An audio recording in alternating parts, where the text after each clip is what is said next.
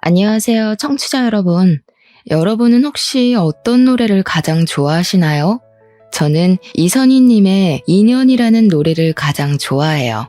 이 노래는 멜로디도 참 좋지만 가사가 처음부터 끝까지 너무 애틋해서 노래를 다 들으면 명작 드라마를 본 것 같은 기분이 든답니다. 특히 고달픈 삶의 길에 당신은 선물인걸이라는 가사는 들을 때마다 제 마음을 울리는 것 같아요. 이 가사처럼 고달팠던 저의 과거에 선물 같은 분이 계셔서 그분을 떠올리며 사연을 처음으로 보냅니다. 먼저 제 소개를 하면 저는 지금 중견기업 품질관리팀에서 근무하고 있는 30대 후반의 여성입니다. 저는 대학교를 졸업하고 24살에 이 회사에 입사하게 되었는데 일이 힘들기는 하지만 나름대로 보람도 있고 재밌더라고요. 그래서인지 남들보다 진급도 빨랐고 제가 갓 30살이 되었을 때는 과장으로 승진했어요. 이렇게 일하는 재미에 푹 빠져 사느라 연애와 결혼은 생각도 하지 않고 살고 있었습니다. 제가 가장이 되고 나서 얼마 후 회사의 신입 남자 직원 김인철이라는 분이 새로 들어왔어요. 인철 씨는 성격이 꽤 밝았고 주위 분위기를 밝게 만들어 다른 사람들을 웃게 하는 사람이었습니다. 게다가 일하는 눈치도 빨라서 하나를 가르쳐주면 열을 해내는 사람이었죠. 저는 인철 씨에게 일을 알려주며 친해지게 되었고 점점 회사 일뿐만 아니라 개인적인 일들도 공유하는 사이가 되었습니다. 우리는 둘 다 외동이었고 부모님과 함께 사는 데다가 같은 아파트 단지에서 살고 있었어요. 그 덕에 출퇴근도 같이 하고 가끔 술 생각이 나면 부담 없이 단지 내 편의점에서 맥주도 한 잔씩 했답니다. 그러면서 서로의 생활 방식이나 집에 관한 이야기도 나눴는데 인철 씨는 주말 오전에는 항상 어머니와 함께 교회에 갔어요. 어머니는 독실한 교회 신자이지만 크게 강요를 하시지는 않는다고 했고 인철 씨는 어린 친구들과 놀기 위해 교회에 다녔는데 어찌어찌 하다 보니 지금까지 교회에 다니게 되었다고 했습니다. 그러면서 자신이 매주 교회에 가긴 하지만 딱히 믿음이 있는 것은 아니라고 했어요. 저와 인철 씨는 주말 오전이 아니면 밖에서 종종 따로 만났고 이러한 시간이 쌓여서 자연스레 이성적인 호감이 생겼습니다. 그리고 1년의 연애 끝에 결혼까지 생각하게 되었죠. 먼저 제가 예비 시부모님께 인사를 드리러 가게 되었습니다. 예비 시아버지는 인자하시고 유머러스 하셨지만 예비 시어머니는 표정이 그다지 밝지 않으셨어요. 그날 예비 시어머니는 저에게 딱 하나만 물어보셨는데 그것은 바로 제가 태어난 날짜와 시간이었습니다. 분명 교회에 다니시는데 사주를 보시려는 것처럼 물어보시니 왜 물어보시냐고 정중하게 물었어요. 그런데 그냥 궁금해서 물어봤다고 하시더라고요. 그 뒤로는 표정이 그다지 좋지 않으셔서 마음에 걸렸죠. 그래도 제게 싫다고는 이야기하지 않으셔서 원래 조금 낯을 가리시는 성격이라고 생각했습니다. 이어서 예비 남편이 우리 집으로 인사를 왔는데 우리 부모님은 제가 평생 혼자 살 줄 알았는데 더 늦기 전에 구제해줘서 고맙다고 하며 예비 남편을 두 팔 벌려 반기셨어요. 그리고 우리는 예비 시할머니께도 인사를 드리러 갔습니다. 시할머니는 우리 아파트에서 자동차로 15분 정도 되는 거리에 있는 주택에서 소소하게 농사를 지으며 살고 계셨어요. 처음으로 예비 시할머니께 인사를 드리러 가던 날 솔직히 정말 많이 긴장했습니다. 당시 제 나이가 34살이었는데 제 주변 친한 친구들은 이미 다 결혼을 했던 상태였어요. 결혼한 친구들의 이야기를 들어보니 자기 아들은 귀하지만 며느리는 천하게 대하는 시댁 어르신들이 정말 많았더라고요. 그래서 친구들이 예비 시할머니가 계신다고 하니 앞으로 정말 힘들겠다며 제 걱정을 많이 해주었습니다. 저는 예비 시할머니 역시 그러신 분이 아닐까 싶은 생각에 걱정하고 긴장되는 마음으로 할머니 댁에 갔어요. 원래 그날 예비 시부모님도 같이 가려고 했으나 갑자기 그날 일이 생겨서 같이 못 가시고 저와 예비 남편만 할머니 댁에 가게 되었습니다. 예비 시할머니는 저를 보자마자 어서 오라고 반겨주셨어요. 솔직히 저는 친구들에게 며느리를 못 살게 구는 시댁 이야기를 많이 들었던 터라 예비 시할머니께서 반겨주시는 것이 제가 정말 반가워서 반겨주시는 게 아니라 이 집에서 일할 사람이 와서 반겨주신다고 생각했습니다. 그래서 처음에는 예비 시할머니의 호의를 좋게 생각하지는 않았어요. 예비 시할머니는 제 손을 꼭 붙잡고 정말 예쁘다고 칭찬을 하시며 거실 소파에 앉아보라고 하셨습니다. 그러더니 부엌에 가서 찹쌀떡과 인절미를 가지고 오셨어요. 예비 시할머니는 손자 며느리가 온다고 해서 직접 만들었다고 하시며 찹쌀떡을 건네주셨습니다. 원래 저는 떡을 그다지 좋아하지 않았지만 제가 온다고 만드셨다고 하니 어쩔 수 없이 한 입 베어 물었는데 이 떡은 꿀을 발라놨는지 정말 맛있었어요. 제가 맛있게 먹는 모습을 가만히 보시던 예비 시할머니는 제게 앉아서 먹고 있으라고 하시더니 부엌에 가셨습니다. 제가 뭐 도와드려야 하나 싶어서 부엌에 따라가니 절대 오지 말라고 하셨어요. 어쩔 수 없이 거실에 앉아 떡을 마저 먹고 있는데 예비 시할머니는 이제 준비가 다 됐으니 부엌에 오라고 하셨습니다. 그래서 가보니 식탁에 각종 나물 반찬들과 잡채가 한가득 있었어요. 저는 솔직히 나물을 그다지 좋아하지 않습니다. 우리 엄마가 손맛이 없으셔서 나물을 무쳐도 하나도 맛이 없었거든요. 그런데 예비 시할머니가 만들어주신 나물 반찬은 정말 맛있었어요. 제가 한 그릇을 싹싹 비우니 예비 시할머니는 잘 먹어서 너무 예쁘다고 제 머리를 쓰다듬어 주셨습니다.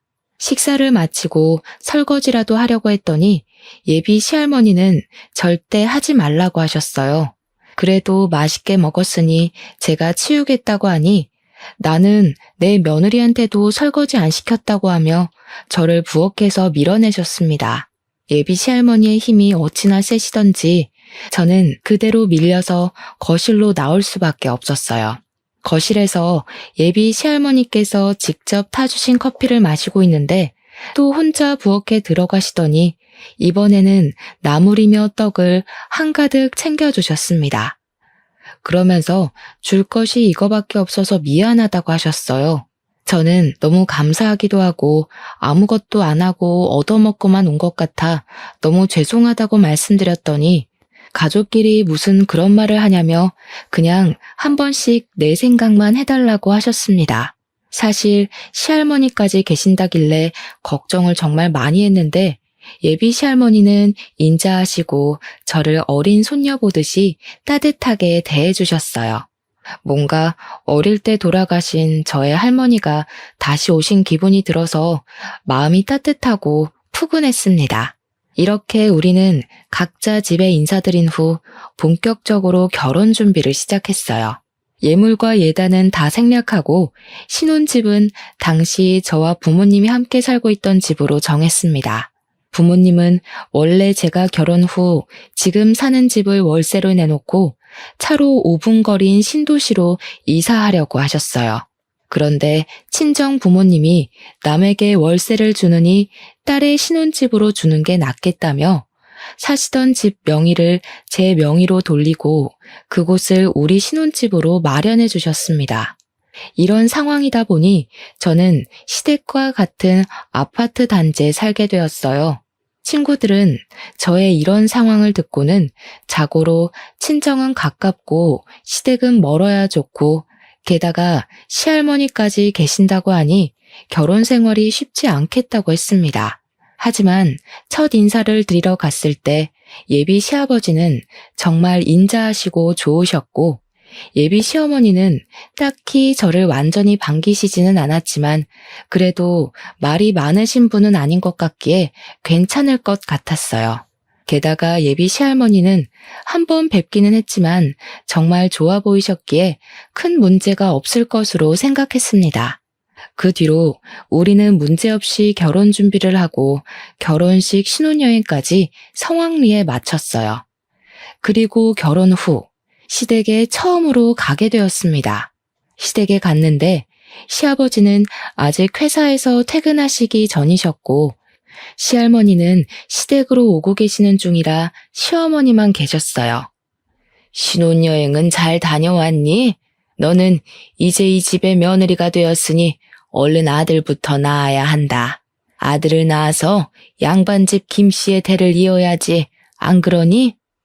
자녀 계획도 중요하지만 사실 저는 회사 일 때문에 당장은 아이를 가질 생각이 없어요.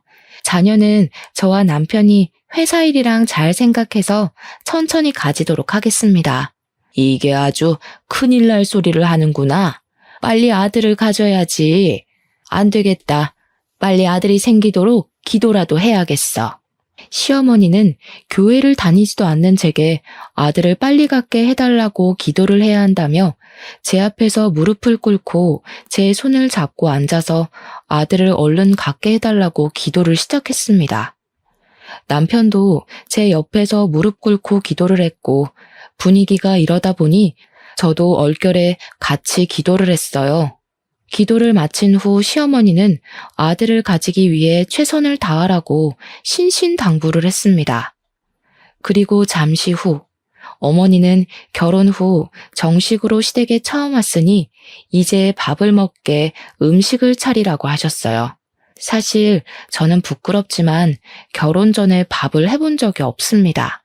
우리 친정은 다들 평일에는 회사에서 일하느라 집에서 밥을 먹지 못했고 주말에는 외식이나 배달 음식을 먹었어요. 어쩌다가 엄마가 찌개 같은 것이라도 끓여서 밥을 먹게 되더라도 전자레인지에 돌리면 바로 조리가 되는 즉석밥을 주로 이용했습니다. 그렇기에 저는 한 번도 쌀을 밥솥에 넣어 밥을 해본 적이 없었어요. 그래서 요리에는 그다지 소질이 없는데 갑자기 요리하라니 너무 황당했고 뭘 어떻게 시작해야 할지 몰라 가만히 있을 수밖에 없었습니다. 원래 우리 집은 풍습이 며느리들이 처음 시댁에 오면 음식을 직접 해서 어른들에게 요리 실력을 검사받는단다. 새로 들어온 며느리의 요리 실력을 알아야 살림을 어떻게 가르칠지 판단을 할 수 있지 않겠니? 그러니 너도 빨리 주방으로 들어가서 얼른 밥이랑 반찬이랑 국이랑 좀 끓여봐. 뭐든 해오란 말이다. 시어머니의 황당한 말에 남편은 그냥 가만히 구경만 하고 앉아 있었습니다. 익숙하지도 않은 주방에 가만히 서서 뭘 어찌해야 하나 당황스러워하는데 시할머니와 시아버지가 오셨어요. 시할머니는 제가 저번에 좋아했던 밑반찬을 가득 들고 오셔서는 당분간 회사 일하고 집 정리하느라 밥 제대로 챙겨 먹기 힘들 테니 이 반찬들 먹으라고 하셨습니다.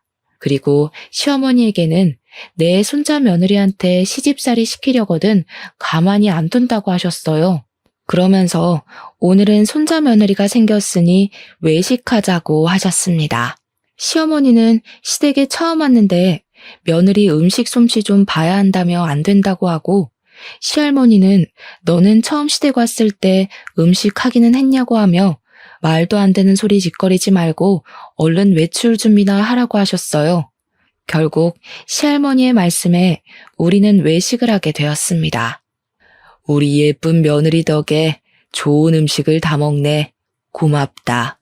우리 며느리, 우리 이렇게 가족이 되었으니 앞으로 잘 지내보자. 그래, 우리 그렇게 꽉 막힌 사람들도 아니니 앞으로 가족으로서 재밌게 잘 지내자. 힘든 일 있거나 인철이가 괴롭히면 꼭 나한테 말해. 내가 인철이 아주 눈물 쏙 빠지게 혼내주마. 인철이 너 혜정이 괴롭히면 이 할미가 가만히 안 둔다. 원래 처음에는 며느리가 직접 차려준 밥을 얻어먹어야 한다는데 혜정이 넌 할머니 계셔서 참 좋겠다. 너는 처음에 밥상 차렸니? 밥도 제대로 못 앉힌 주제에 무슨 말이 그리 많아. 어디서 지금 시애미질 하려고 드냔 말이다. 내가 언제 너한테 시애미지 됐니? 물론 그건 아니지만 그래도 할 도리는 해야죠. 도리? 너는 기본도리는 다 했고 어디 한번 너에 대해서 이 자리에서 읊어주랴? 내가 너 많이 참고 있는 거 알지? 시할머니가 언성을 높이시며 하시는 말에 시어머니는 아무 말도 하지 못하고 가만히 있었습니다. 솔직히 시댁에 처음 오자마자 아들 낳으라고 하고 밥상 차리라고 다그치던 시어머니가 좋지는 않았지만 그래도 시할머니와 시아버지가 든든한 제편이 되어주는 것 같아 좋았어요. 그렇게 외식을 마치고 집에 가는 길에 곰곰이 생각해보니 집에서 가만히 있던 남편에게 서운한 감정이 들었습니다. 제가 남편에게 아까는 너무 서운했다고 하자 그 자리에서 저를 두둔하면 앞으로 어머니가 저에게 시집살이를 시킬 것 같아서 일부러 그랬다고 했어요. 그러면서 자신의 마음은 그게 아니었다고 하며 미안하다고 했습니다. 아까 그 자리에서는 화가 많이 났지만 남편이 진심으로 미안하다고 하니 또 마음이 사르르 풀려서 다음부터는 잘하라고 하고 말았어요. 그리고 결혼 후 첫 주말이 되었습니다. 남편은 결혼 전처럼 아침부터 엄마를 모시고 교회에 가야 한다며 나갔어요. 저는 남편 없는 신혼집에서 혼자 쉬고 있었습니다. 결혼 후 처음 시댁에 갔을 때 시어머니가 아들을 낳아야 한다며 기도까지 해서 혹시라도 교회 같이 가자고 하지 않을까 걱정했지만 저에게 교회 다니자는 말은 일절하지 않아서 다행이다 싶었어요. 교회에 다니시니 제사도 당연히 없을 것이고 교회에 다니자는 말도 하지 않으시니 이 정도면 나쁘지 않은 시댁이라는 생각이 들었습니다. 저는 혼자 집에서 쉬다가 깜빡 잠이 들었는데 눈을 떠보니 벌써 오후 1시였어요. 원래는 예배가 끝나고도 남을 시각이었는데 아직도 남편이 오지 않아서 전화를 해보니 결혼했다고 축하 인사 받느라 오후 늦게나마 집에 갈 것 같다고 했습니다. 저는 어쩔 수 없이 혼자 점심을 먹고 심심해서 친정에 놀러 갔어요. 친정 부모님은 첫 주말인데 왜 혼자 있느냐고 해서 시어머니와 남편이 같이 교회에 갔다가 늦게 온다고 해서 왔다고 했습니다. 친정엄마는 시어머니가 다른 사람들은 며느리에게 제사나 교회를 강요하던데 그러지는 않은 것 같아서 다행이라고 말씀하셨어요.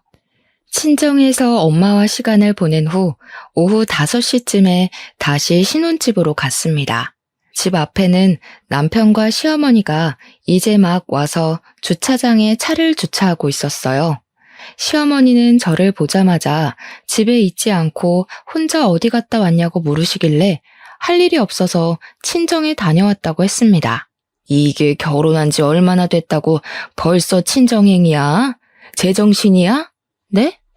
여자는 결혼하면 친정 가지 말라는 법이라도 있나요? 제가 친정에 간 일이 제정신이냐는 욕을 들을 만큼 잘못한 일인 거예요? 당연하지. 원래 여자는 결혼하면 친정은 이제 없다고 생각하며 살아야 해. 그게 며느리다. 인철 씨는 결혼해도 자기 엄마랑 교회 다니면서 저는 왜 엄마를 보면 안 돼요? 그럼 저는 주말마다 혼자 집에 있어야 해요? 왜요? 남자랑 여자랑 같니? 그게 남자와 여자의 차이야. 그리고 네 하늘 같은 남편한테 인철 씨가 뭐니 인철 씨가. 감히 너 입에서 남편 이름을 올려? 안 되겠다. 아무래도 며느리 교육 좀 해야겠어. 내일부터 매일 아침 너희 집에 갈 테니 그리 알아라. 시어머니는 제 상식으로는 도무지 이해가 가지 않는 말을 하며 화를 버럭 내시고는 시댁으로 가시고 저와 남편도 집으로 들어갔습니다. 저는 남편에게 무슨 며느리는 친정에도 못 가게 하냐고 투덜댔어요. 남편은 그래도 우리 집은 제사도 없고 교회에 나오라고 강요도 하지 않는데 이 정도면 남들보다 나은 것 아니냐며 이 상황의 심각성을 전혀 몰라 했습니다. 저는 이런 남편을 보며 이 결혼을 잘 유지할 수 있을까 하는 의문이 들었어요. 이미 결혼식도 다 올리고 했지만 혼인신고는 좀 더 지나서 신뢰가 확실히 쌓였을 때 해야겠다는 생각을 했습니다. 그날 밤 저는 원래 머리만 대면 잠을 자는 성격이었으나 그날은 이런저런 생각들이 꼬리에 꼬리를 물어 잠이 쉽게 들지 않았고 새벽 2시 정도에 겨우 잠이 들었어요. 아직 밖이 깜깜한 새벽, 갑자기 누가 우리 집 벨을 눌렀습니다. 시계를 보니 아직 5시였어요. 남편은 원래 잠기가 매우 어두워서 정신없이 잠을 자고 있었습니다. 저는 제가 잘못 들었나 싶어 다시 자려는데 또 벨을 누르더라고요. 혼자 나가서 누군지 확인하려다가 갑자기 무서운 생각이 들어 남편을 흔들었지만 남편은 누가 업어가도 모를 정도로 아주 깊게 잠을 자고 있었습니다. 그때 시어머니로부터 전화가 왔어요. 무슨 일인가 싶어 전화를 받으니 지금 문 앞이라고 하시며 얼른 문을 열라고 하셨습니다. 제가 현관을 열자마자 시어머니는 새색시가 아직도 꼬락서니가 이게 뭐냐고 하며 얼른 잠 깨고 밥 차릴 준비하라고 하셨어요. 저는 이 새벽에 무슨 자다가 봉창 두드리는 소리를 하시느냐고 했습니다. 내가 어제 이야기하지 않았니? 너 며느리 교육한다고. 대단한 김씨 가문의 며느리가 됐으면 새벽부터 일어나서 바깥일하는 김씨 가문을 위해 아침상을 대령해야 해. 그야 여자들은 집안일만 하던 옛날 이야기죠. 지금은 여자도 남자처럼 똑같이 일하는 시대잖아요. 저도 같이 일하고 엄밀히 따지면 제가 인철 씨보다 더 많이 돈도 받아요. 그런데 제가 왜 남편 아침상까지 차려야 하죠? 그래봤자 넌 여자일 뿐이야. 잔말 말고 얼른 쌀이나 씻고 밥 차릴 준비나 해. 시끄러운 소리에 남편이 큰 방에서 나왔는데 시어머니는 남편에게 얼른 들어가서 잠을 마저 자라고 하고 큰방 문을 닫아버리셨습니다. 그리고서는 저를 주방으로 밀어넣고 쌀을 먼저 씻으라고 하셨어요. 얼결에 쌀을 씻기는 했는데 솔직히 결혼 전에 쌀을 씻을 일이 없던 제가 능숙하게 쌀을 씻을 수가 있겠어요? 쌀을 씻다가 다 흘려버리니 시어머니는 제 등을 때리며 쌀도 제대로 못 씻는 년이라며 잔소리를 하셨습니다. 그렇게 저는 시어머니한테 혼나면서 6시까지 아침상을 차렸어요. 6시가 되자 시어머니는 남편을 깨우고 저는 출근 준비를 해야 한다고 하고 화장실로 들어갔습니다. 화장실에 들어가니 남편과 시어머니는 하하호호 난리가 났고 그 소리를 듣자니 너무 화가 났어요. 일단 오늘은 회사에 가야 하니 그냥 넘어가는데 앞으로 이 난관을 어찌 헤쳐나가야 할지 앞날이 깜깜했습니다. 답답한 마음을 안고 회사에 출근했는데 그날은 새벽부터 날벼락을 맞아서인지 아니면 오랜만에 출근해서인지는 모르겠지만 정말 피곤했어요. 그렇게 피곤한 하루를 마치고 남편과 같이 퇴근하고 집에 오니 집 앞에 시어머니가 기다리고 있었습니다. 남편은 왜 기다리고 있었냐고 하며 제 앞에서 저의 의견은 묻지도 않은 채 시어머니한테 현관 비밀번호를 알려주었어요. 저는 남편에게 머리 끝까지 화가 나서 옆에서 노려봤습니다. 갑자기 날 왜 째려봐? 내가 뭐? 우리 아들이 집 비밀번호 알려줬다고 그러니? 집에서도 이러니 회사에서는 얼마나 우리 아들을 잡을고. 하여튼 진짜 마음에 안 들어. 우리 아들 잡지 마. 옛날에는 아내가 남편 얼굴도 감히 못 봤다. 어디서 감히 남편 얼굴을 째려보고 있어? 그건 그렇고 잠깐 여기 앉아봐라. 이 종이 한번 읽어봐. 시어머니는 저에게 종이 한 장을 건네주며 읽어보라고 했습니다. 종이에 적힌 내용은 다름이 아닌 아들 갖는 비법이었는데 그 내용이 너무 황당했어요. 남자는 고기 위주의 식사를 하고 여자는 채식 위주의 식사를 해야 하고 남자는 커피를 많이 마셔도 상관없지만 여자는 커피를 마시면 안 된다고 적혀 있었습니다. 그리고 새벽 3시 이후에 잠자리를 가지면 아들을 가질 확률이 높고 아들을 낳으려면 남자가 피곤하면 안 되니 집에서 남자는 집에서 절대 휴식을 취해야 한다고 적혀 있더라고요. 시어머니는 제게 이제부터 이거를 무조건 지켜서 아들을 낳으라고 하셨습니다. 그러면서 우리 아들 피곤하면 아들이 생기지 않으니 남편에게는 얼른 씻고 쉬라고 하고 저에게는 아침 먹은 설거지 얼른 치우고 집 정리하라고 하시고는 가셨어요.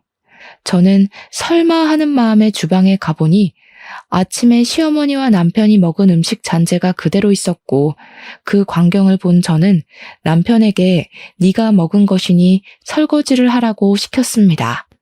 하지만 남편은 아까 엄마 말 듣지 못했냐며 아들 낳으려면 자기는 쉬어야 하니 집안일 시키지 말라고 하며 방에 들어가서 자더라고요. 결국 저 혼자 그 많은 설거지를 하고 짜증나는 마음에 맥주 한 잔을 마시고 잠이 들었습니다. 다음 날 한창 잠을 잘 자고 있는데 새벽에 또 전화가 왔어요.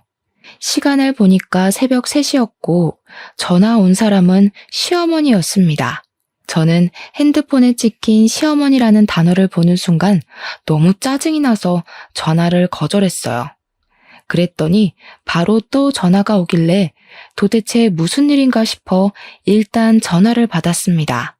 지금 새벽 3시야. 얼른 인철이 깨워서 잠자리 가져라. 지금 해야지 아들이 생긴단 말이다. 알겠니? 이따 집에 가서 확인할 거야.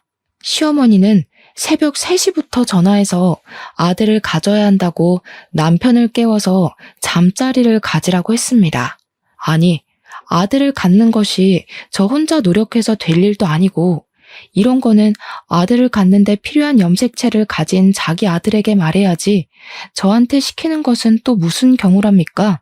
저는 시어머니의 말이 너무 황당해서 그냥 전화를 끊고 다시 잠을 청했어요. 그리고 잠시 후 집에 시어머니가 들이닥쳤습니다. 어제 남편이 알려준 비밀번호를 열고 들어온 거예요. 그때 시간이 새벽 5시였고 깊은 잠을 자던 저와 남편을 보더니 시어머니는 기겁하며 저를 거실로 데리고 나갔습니다. 왜 잠자리를 안 가졌어? 얼른 아들을 낳아야 할 것 아니냐? 저는 아직 아이 가질 생각 없어요. 그리고 제가 무슨 아들 낳으려고 결혼한 것도 아니고 왜 이리 아들을 가지라 말아요. 2년이 결혼했으면 아들을 얼른 가질 생각을 해야지. 네가 결혼하면서 우리 집에 해준 것도 없는데 아들이라도 낳아야 할 거 아니냐? 제가 왜 한 것이 없어요? 이 집 우리 집에서 해주신 거 잊으셨어요?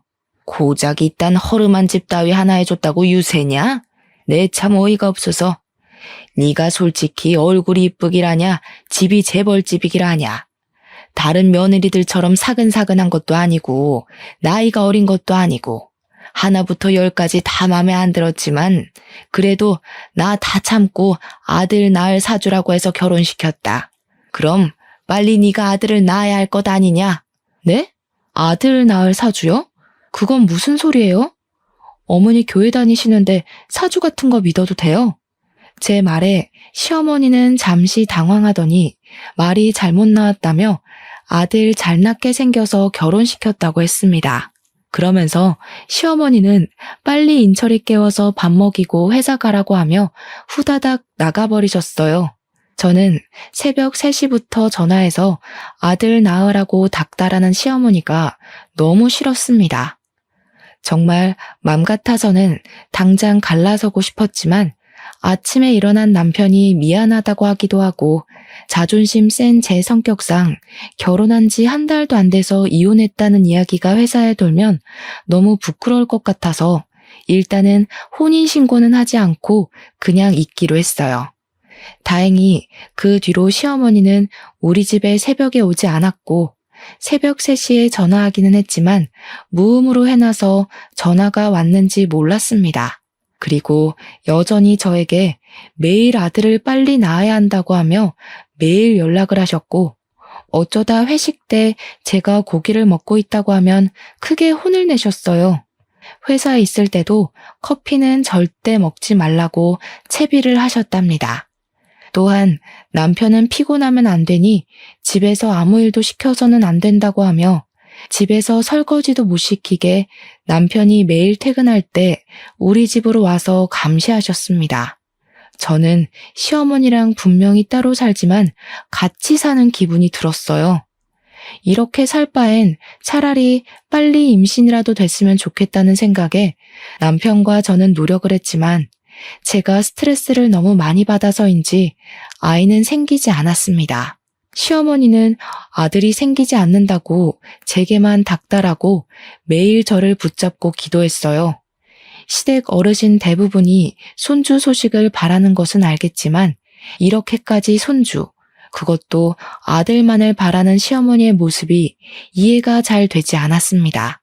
또 이렇게까지 강요하는 시어머니 때문에 스트레스를 너무 많이 받아서인지 잠도 잘 못 자고 뭔가 항상 불안하고 초조했어요. 이렇게 있다가는 제가 정신병에 걸려서 미쳐버릴 것만 같았습니다. 그러던 어느 날이었어요. 그날은 남편은 먼저 퇴근하고 저는 처리해야 할 일이 있어서 야근하고 밤 9시경에 집에 왔습니다. 그런데 현관문이 살짝 열려 있고 시어머니와 남편의 대화 소리가 어렴풋이 들렸어요. 저는 바로 들어가려다가 둘이서만 무슨 이야기를 하는지 궁금해서 몰래 엿들었습니다. TV 소리 때문에 자세히 들리지는 않았지만 대충 내용이 임신해서 아들을 낳으면 이혼한다는 대화를 나누더라고요.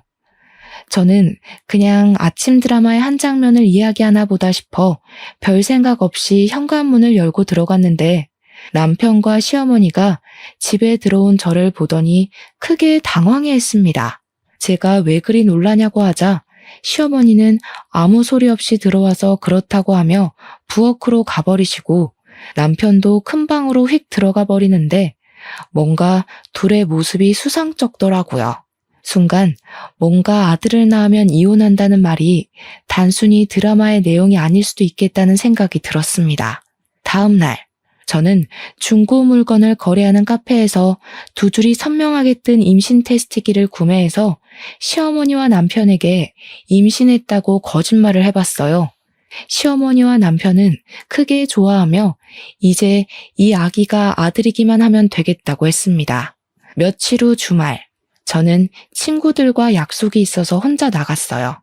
원래는 저녁까지 먹고 올 생각이었으나 친구의 아기가 갑자기 열이 난다고 해서 생각보다 일찍 헤어졌습니다. 헤어지긴 했지만 벌써 집에 들어가고 싶지는 않아 혼자 집 근처 카페로 들어갔어요. 그런데 카페에 들어가 보니 시어머니와 남편, 그리고 웬 젊은 여자가 있더라고요. 그 셋은 뭐가 그리 좋은지 신나게 대화를 나누고 있었고, 그래서 제가 카페에 들어온 것도 몰랐습니다. 저는 가서 아는 척을 하려다가 그들이 무슨 대화를 하는지 엿들어 보기로 했어요. 그래도 내가 열심히 기도를 드려서인지 아기가 벌써 생겼다는구나. 역시 하나님은 내 기도를 정말 잘 들어주신다니까. 그러게, 엄마가 새벽부터 일어나서 기도하더니 결국 이루어졌잖아. 이제는 혜정이가 아들을 낳으면 그 아들 빼앗아서 아연이와 결혼만 하면 되겠어. 그치? 어머니, 제가 잘 모실게요. 제가 비록 아들을 낳지는 못했지만 하나님의 음성대로 낳은 그 아들을 제 아들이라 생각하고 주님의 자녀로 열심히 키우겠습니다. 저는 시어머니와 남편, 그리고 상간녀의 말에 뒤통수를 제대로 맞은 기분이 들었습니다. 바로 가서 지금 이게 무슨 상황이냐고 따지려다가 혹시 몰라 핸드폰 녹음기를 켜고 그들이 앉은 테이블로 갔어요. 그들은 이곳에서 저를 만나리라고는 생각도 하지 못했는지 다들 깜짝 놀라 했습니다. 저는 그들에게 조금 전에 한 대화를 다 들었다고 말하며 지금 이게 도대체 무슨 상황인지 설명 좀 해달라고 했어요. 이렇게 된 이상 말해야겠구나. 일단 여기 앉은 이 분은 우리 교회 목사님의 외동 따님이시란다. 원래 우리 인철이는 이 따님과 결혼을 하려고 했지. 그러면 우리 인철이는 교회를 물려받고 회사를 관두더라도 목사로 계속 일할 수 있잖아? 그럼 둘이서 결혼하면 되지. 왜 저랑 결혼시킨 거예요? 목사님 따님이 젊었을 때 자궁에 문제가 생겨서 자궁을 적출했다지 뭐니. 그래서 아이를 가질 수가 없다는 거야.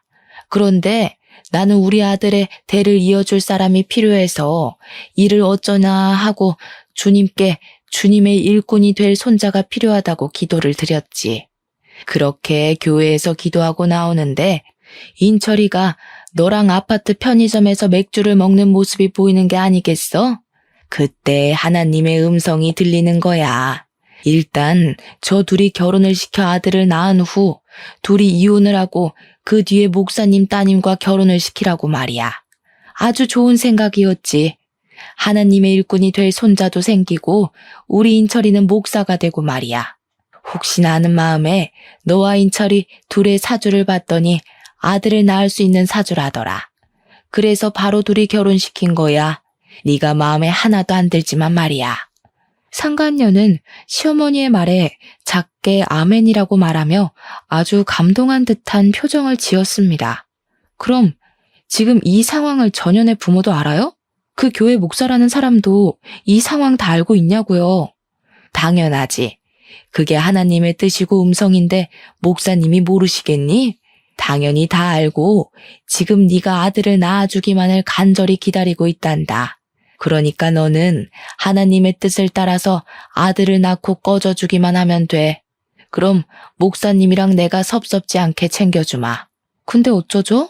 저 임신한 거 가짜인데. 저 임신 안 했어요. 당연히 제 뱃속에 아기도 없고요. 그때 그 2줄 테스트기는 중고거래하는 카페에서 산 거예요. 하도 임신하라고 닥달해서 말이죠. 시어머니는 사실 임신이 아니라는 말에 화를 버럭 내며 제 머리채를 잡고 흔들었습니다. 지금 머리채를 잡아야 할 사람이 누군데 자기가 머리채를 잡으니 너무 화가 나서 심장이 터져나올 것만 같았어요. 당연히 남편과 이혼을 할 것이지만 이대로 이혼하기에는 뭔가 억울했습니다. 이들을 완전 갈기갈기 찢어놓고 이혼하고 싶었어요. 저는 일단 카페에서 사람들이 다들 보고 있어서 카페에서 나와서 집으로 갔습니다. 그리고 시할머니와 시아버지에게 제가 녹음한 파일을 보냈어요. 제가 녹음한 파일을 들은 시할머니와 시아버지는 한달음에 우리 집에 오셔서 이게 다 사실이냐고 하셨습니다. 저는 방금 카페에서 있던 일이고 제가 들은 이야기를 하나도 빠짐없이 말씀드렸어요. 잠시 후 시어머니와 남편이 화가 잔뜩 난 표정으로 집에 들어왔고 시할머니는 현관에서 신발을 벗고 있는 시어머니의 뒤통수를 세게 갈기셨습니다. 이 썩으려나. 네가 믿는 하나님이라는 작자는 불륜을 저지르라고 가르치디에 정신 나간 년. 하긴 니녀는 젊을 때부터 아주 싹수가 노래가지고 정신 나간 짓만 골라서 했지.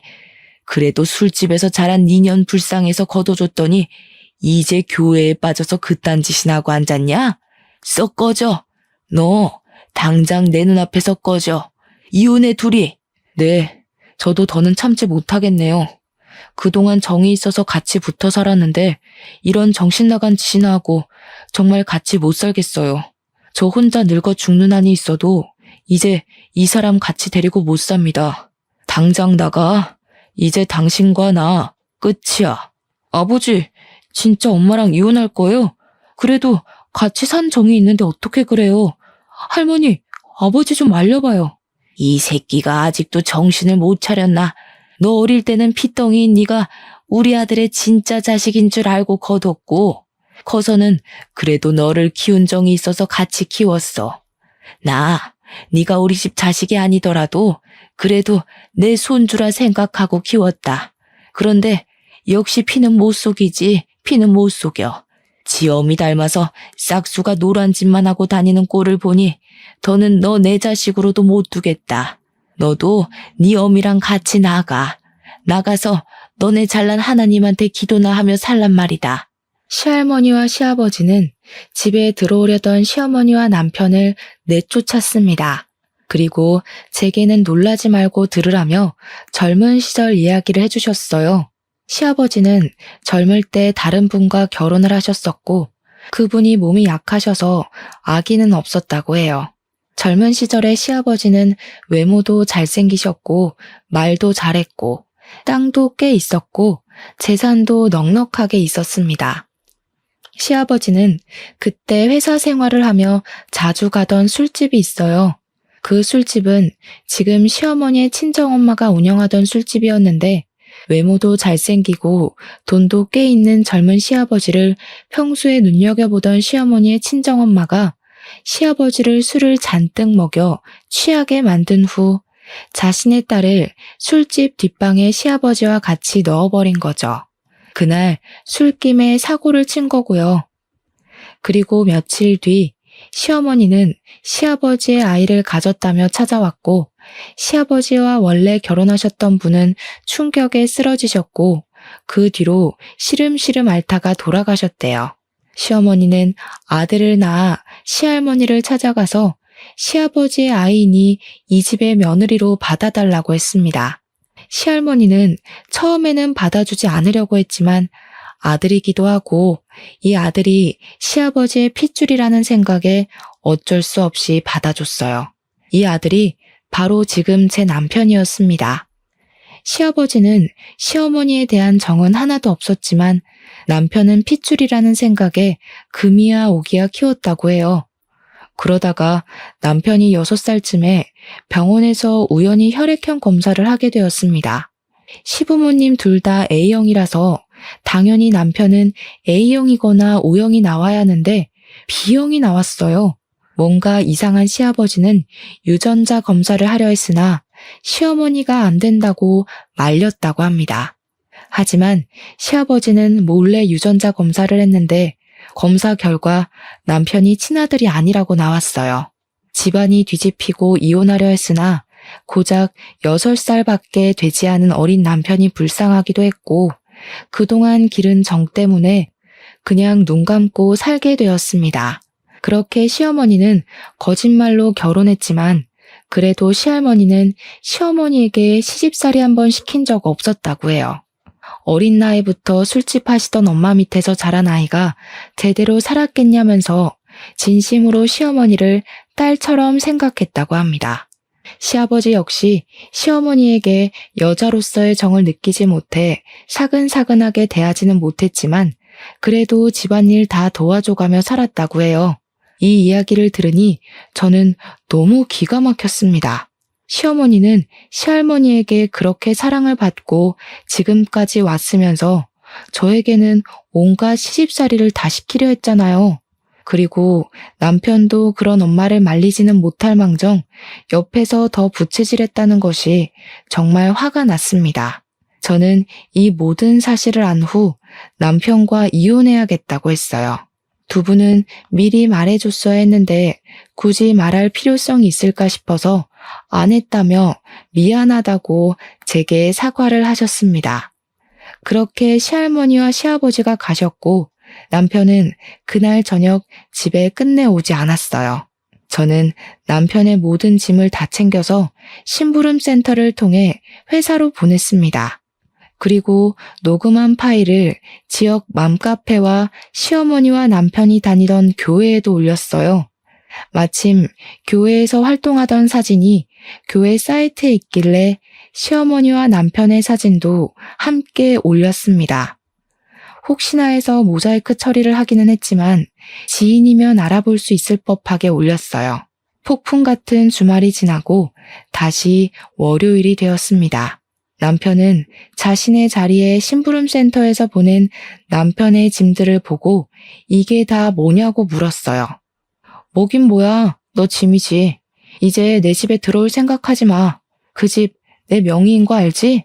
진짜 잔인하다. 어떻게 사람을 이렇게 곤란하게 해? 네가 그러고도 사람이야? 먼저 엿먹인 게 누군데 그래. 애초에 나한테 마음도 없었으면서 너 아들 낳아줄 여자 필요해서 나랑 결혼하고 나서도 목사 딸년 만나고 다니는 게 곤란하게 한 거 아니면 뭐니? 너야말로 네가 그러고도 사람이야? 내 말에 회사 사람들은 수군대기 시작했고 남편은 쪽팔린 지 회사를 나가버렸어요. 그날 오후 회사에서 결혼한 여직원들이 제가 맘카페에 올린 사진과 녹음 파일을 보여주었습니다. 그 밑에 댓글을 보니 시어머니가 교회 생활을 아주 열심히 해서인지 어느 교회 다니는지 다 나와 있었고 교회 목사 딸인 상간녀의 얼굴과 신상까지 다 나왔어요. 소문은 그 뒤로 일파만파 퍼졌고 교회는 결국 교인 수가 줄고 목사는 욕먹고 문을 닫았습니다. 그리고 시어머니는 시부에게 이혼당하고 남편은 제 집에서 쫓겨나고 회사에서도 쫓겨나다시피 나갔어요. 당장 오갈 데가 없어진 시어머니와 남편은 교회로 들어가 살려고 했는데 교회에서도 교회 이름에 먹칠을 했다며 쫓아냈다고 합니다. 결국 그 둘은 여간빵을 전전하며 거짓골로 산다고 해요. 이렇게 된 후 전 시할머니한테 전화가 왔습니다. 전 시할머니는 이렇게 연이 끊겼지만 진짜 손녀딸이 생긴 것 같아서 너무 좋았다고 하며 다시 한번 진심으로 미안하다고 하셨어요. 저는 전 시할머니께 그런 말씀 하시지 마시라고 하며 저도 할머니가 생긴 것 같아서 너무 좋았고 종종 찾아뵙겠다고 했습니다. 그리고 다음날 전 시할머니 핸드폰으로 문자가 하나 왔어요. 전 시할머니가 밤에 돌아가셨다는 것입니다. 무슨 일인가 해서 바로 장례식장으로 달려갔더니 그곳에는 전 시아버지가 망연자실한 표정으로 앉아 계셨어요. 일이 그렇게 된 후 자신이 모질지 못해 열심히 사는 젊은 사람의 인생을 자신이 망친 것 같다며 죄책감에 시달리셨다고 합니다. 그러면서 몸이 급속도로 안 좋아지셨고 결국 일이 되었다고 하셨어요. 그 이야기를 듣는데 너무 마음이 안타까워서 미칠 것 같았습니다. 저는 회사에 휴가를 내고 전 시할머니의 마지막 가는 길을 지켰어요. 비록 이 생에서의 만남은 너무 짧았지만 저에게는 마음이 너무 따뜻한 분이셨습니다. 저의 첫 번째 결혼이 고달프고 지옥 같았지만 그래도 선물 같은 할머니가 계셔서 다행이라는 생각이 들어요. 이렇게 저는 결혼을 하기는 했지만 1년도 살지 못하고 이혼했습니다. 그나마 다행인 것은 혼인신고를 하지 않아서 재산 분할이고 뭐고 필요 없이 위자료 받고 아주 쉽게 헤어질 수가 있었어요. 그리고 지금은 일단 일을 열심히 하며 살고 있습니다. 이러다가 좋은 남자 생기면 좋은 거고 아니면 그냥 저의 인생을 살아가려고요. 지금까지 저의 기나긴 사연 들어주셔서 감사합니다. 모두 행복한 하루 보내세요.